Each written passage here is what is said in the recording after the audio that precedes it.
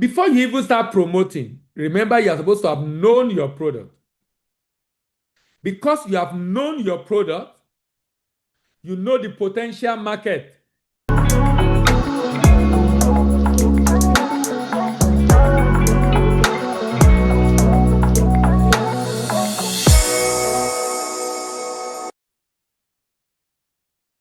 All right, you're welcome to another edition of sharing trade information. And I started this series on step-by-step export process.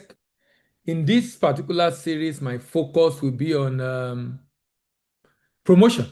I've talked about preparation, and I mentioned in the last episode that preparation is about export readiness, and that export readiness is a multifaceted concept that involves the ability of a company to successfully enter the export market, sustainably compete in the market, and significantly grow its market share until it becomes established in the market.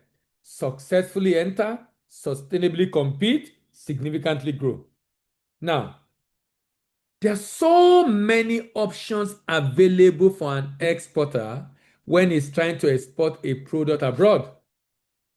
And it's important you have a good understanding of this. The fact that you have multiple options, different strategies, promotional strategy that you can deploy in getting your product into the export market. The question is, which of these promotional options are you willing to explore? Which of these promotional options are you willing to explore? Because, and the one you explore should depend largely on what you are trying to achieve. Sometimes it also depends on your resources, how much resources you control, how much funding you have to be able to promote the item you are trying to export in the export market. So let's say, for example, you are trying to export spices. There are different ways you can promote the product you want to export. For example, you can decide that you want to concentrate your promotional effort on the aroma and purity of the product. Let's say you're doing spices, for example. The aroma and purity of the product. You want to use that as a unique selling point. And there are different platforms you can use. Remember, there are different platforms. You have platform online, you have platform offline. Platform online, platform offline. Online platform will be website, B2B platform, your website with a landing page, advertising on social media, advertising on B2B platform, or going on B2B platform to meet new buyers, what we call trade portal. It can also involve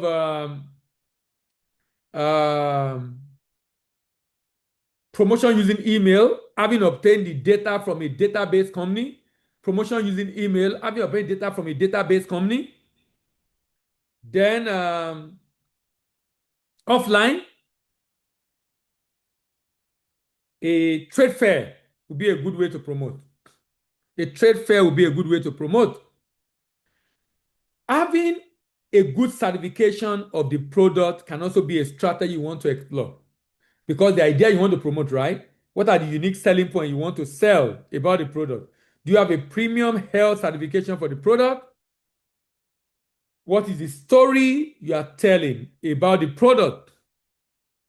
What are the innovative value additions you have added to the product that you want to promote in the export market? Who are you targeting? B2B platform, B2C platform, B2G, business to government. Which one are you targeting? Are you using a broker to enter the export market?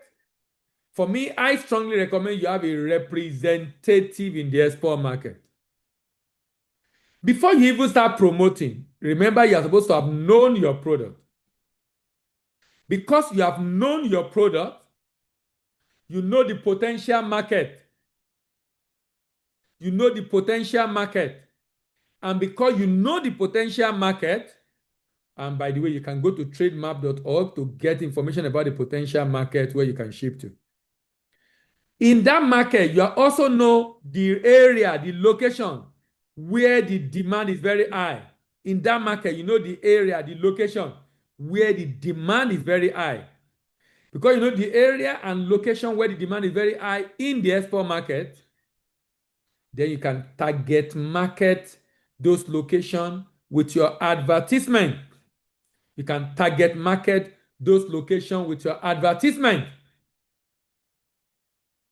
Now, and you have also designed a landing page such that when you do this ad and someone click on it, it takes them straight to your landing page.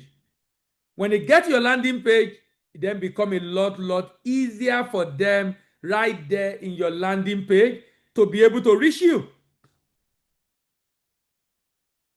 Become a lot easier for them right there in your landing page to be able to reach you. Because they fill a form, submit, and then you can get across to them.